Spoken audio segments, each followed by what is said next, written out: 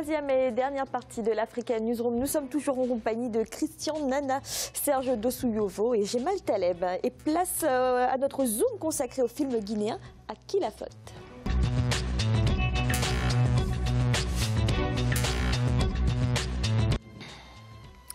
À qui la faute? C'est le titre du film du réalisateur guinéen Lanciné Silla, un long métrage qui aborde la question des maladies sexuellement transmissibles, un film engagé qui se veut sans tabou. Reportage de notre correspondant Emmanuel Milimono.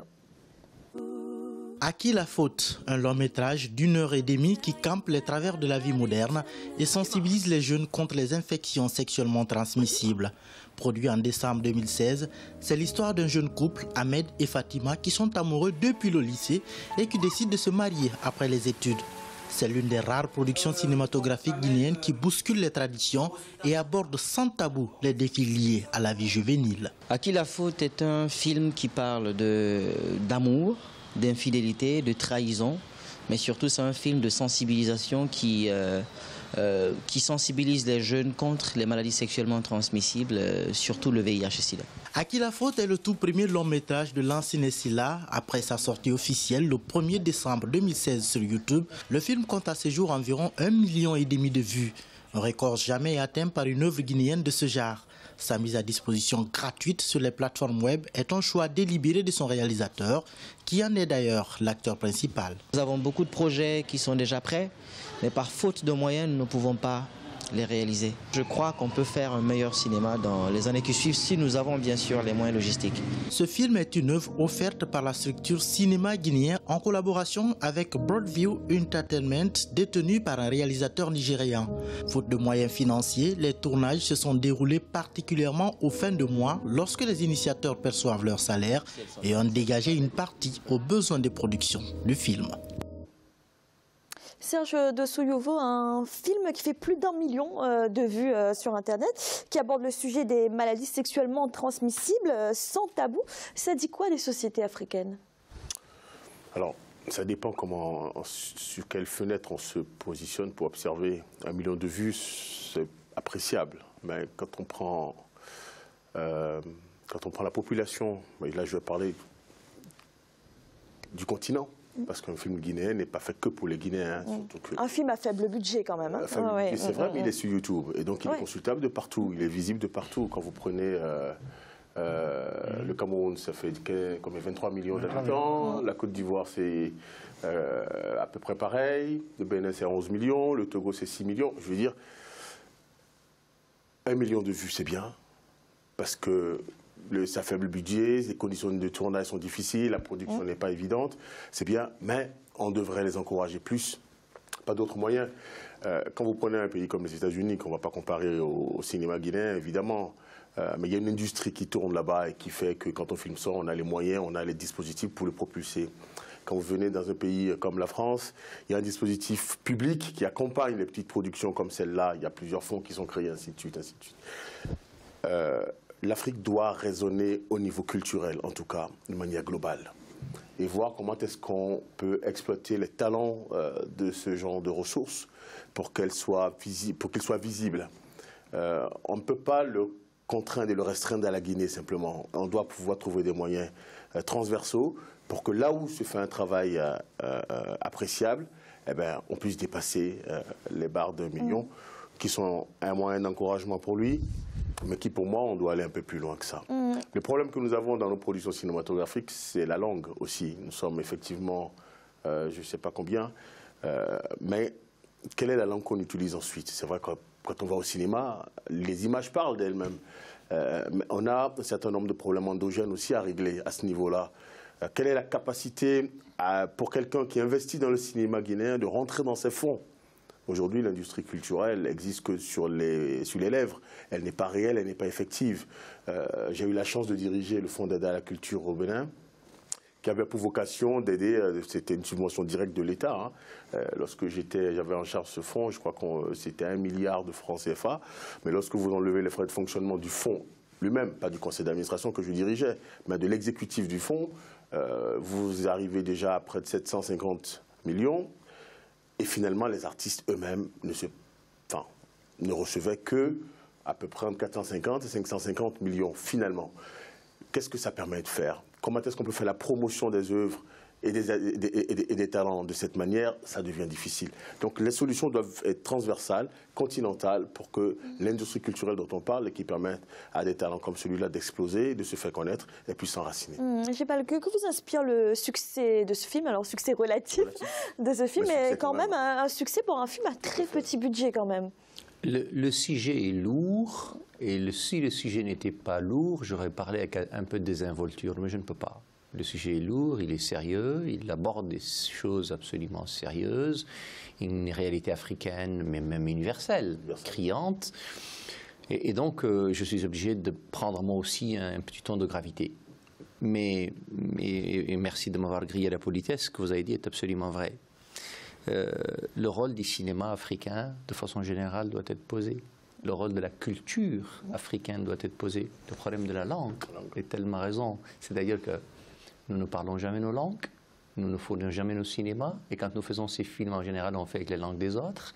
C'est comme si nos langues n'étaient pas tellement importantes, parce qu'on se dit « Ah non, nous allons leur imposer ça en anglais, ou en français, ou en italien, ou en espagnol. » Mais non, on peut le faire en bamileke, c'est pas très grave. On est capable de le traduire du bamileke vers le bahasa, on est capable de le traduire du bahasa vers autre chose. C'est-à-dire que la difficulté qu'on a, d'abord, c'est que nous n'avons pas confiance en nous-mêmes. En fait, on n'aime pas nos cultures. En fait, on n'aime pas nos langues. Enfin, on n'aime pas nous-mêmes. Nous, on ne s'aime pas nous-mêmes. Et quand vous me dites que le film est sorti sur YouTube, je peux parier que les salles de cinéma à Conakry sont à peu près comme les salles de cinéma dans beaucoup de nos pays, et je ne commence par le mien. C'est-à-dire qu'il n'y en a pas. Elles sont fermées. Et donc, comment vous allez dire à quelqu'un, un créateur, parce que des créateurs on en a, de grands cinéastes on en a, et je suis moi-même mauritanien.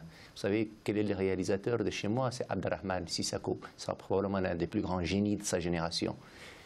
Vous lui donnez les moyens, il vous fera la plus belle œuvre au monde. Mais vous ne lui donnez pas de moyens, il ne peut pas la faire. Vous ne lui donnez pas de moyens, vous ne lui donnez pas la langue, vous ne lui donnez pas de soutien. Et très souvent, quand le soutien se fait, et j'aimerais bien regarder le soutien derrière cela, je trouverai très probablement l'Institut culturel français. Je trouverai très probablement l'Union européenne.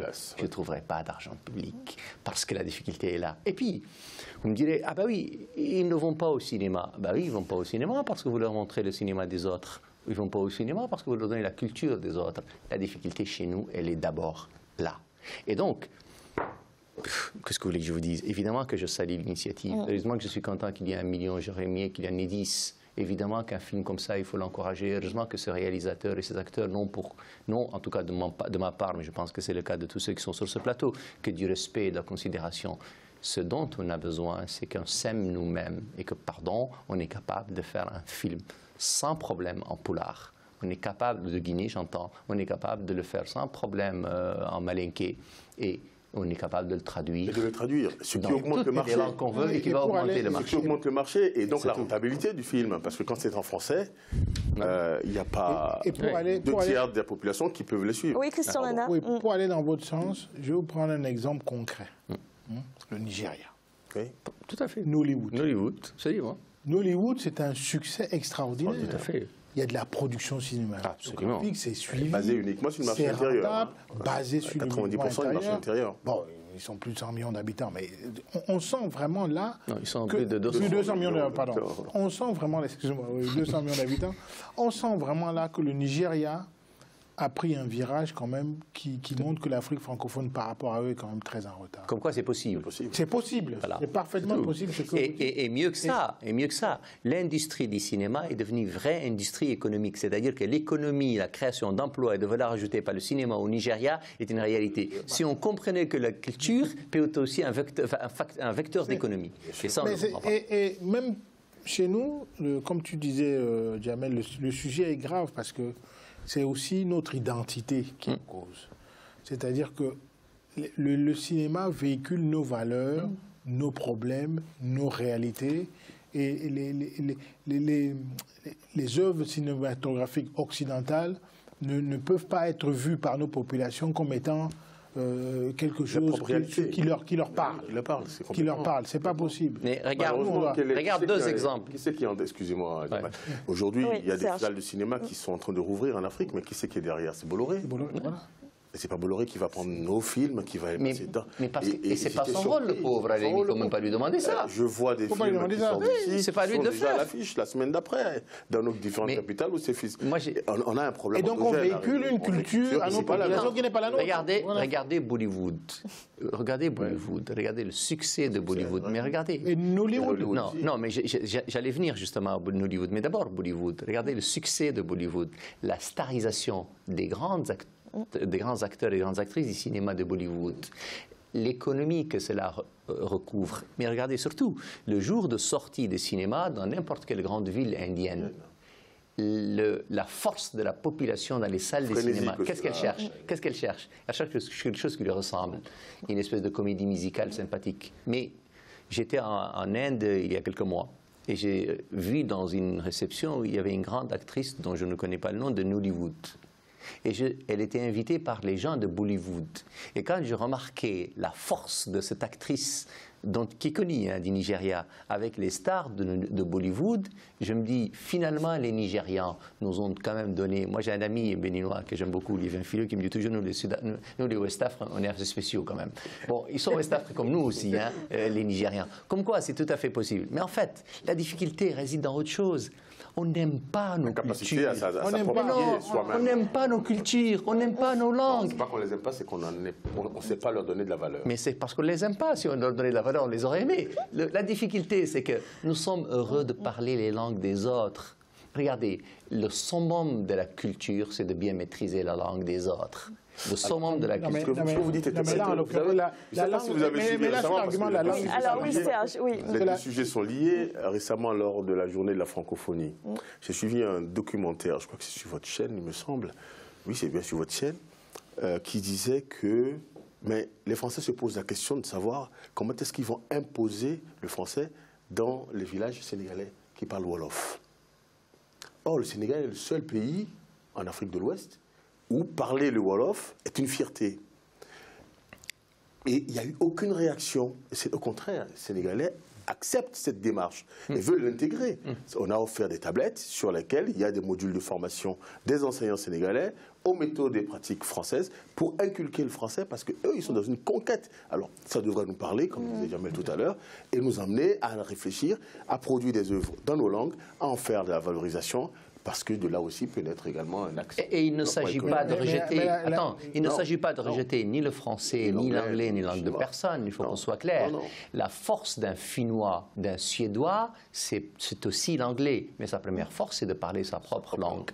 Et donc, il ne s'agit nullement de dire ne parlez pas les langues des autres, mais appropriez-vous d'abord votre outil linguistique et culturel, puis après ouvrez-vous aux autres, mais surtout ouvrez-vous aux autres, la question ne se pose pas. Bien sûr. De toute façon. Oui, vous vouliez intervenir. Oui, moi je dis c'est un véritable problème d'identité. Et l'identité ici, même en tant que vecteur politique, en tant que vecteur de développement, elle est importante parce que si nous nous reconnaissons dans notre identité, nous définissons nous-mêmes ce qu'on considère comme nos facteurs de progrès, nous mettons en place les organisations qui nous permettent d'avancer, nous réfléchissons pour nous.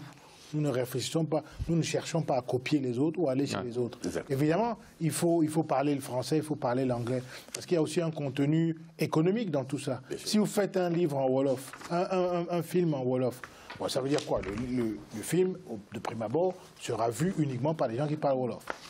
Mais il peut être traduit. Donc s'il traduit, c'est des coûts supplémentaires. Oui, mais... Parce que le marché va s'y... Oui, mais la traduction a un coût. Non. Moi, je vois le coût est absorbé par la traduction elle-même. Moi, je vois au Cameroun, par exemple. Si vous le faites en français au Sénégal, vous aurez moins de gens qui vont le suivre. Je connais bien, il y a 200 ethnies. Oui. Bon. Si tu dois traduire, c'est pas 200 langues, mais bon, un peu moins, mais bon.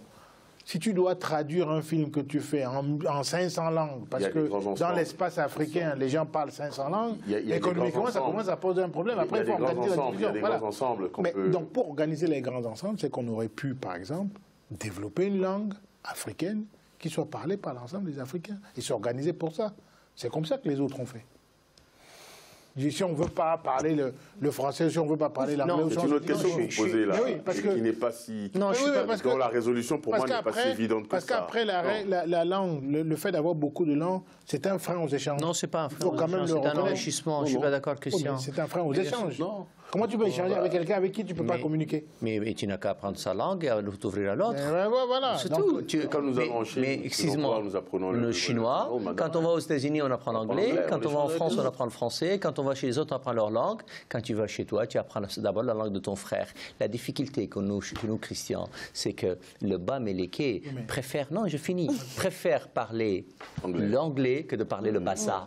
Que le Béti préfère. Non, mais je te dis dans ton pays, mais c'est valable dans le mien. Je vais te dire. Mais qu'est-ce qu'ils ont fait à l'intérieur de ces gens? Toi, tu vas là-bas, tu apprends l'anglais. Mais je ne te demande pas ça. Combien à parler l'anglais? Ce que je te demande. Nous, on est combien à parler le Wolof? C'est pas. Et alors, on va clôturer ce débat, s'il vous plaît. On va faire la démarche. Voilà. Mais c'est bien ce que je dis. Il faut faire la démarche. C'est bien ce que je dis. 96% des Sénégalais parlent Wolof. Serge, on va clôturer là-dessus. Merci messieurs. C'est à présent la fin de cette émission. Christian Dana, merci d'avoir été avec nous. Serge Dossuyouvou, merci d'avoir été là. Merci beaucoup de m'avoir reçu et bien de choses aux téléspectateurs d'Africa 24. Et Gemal, merci également. Merci Fanny et pardon pour ce retard dû à la mauvaise circulation parisienne. Et merci à vous de nous avoir suivis. À bientôt dans l'Africa Newsroom.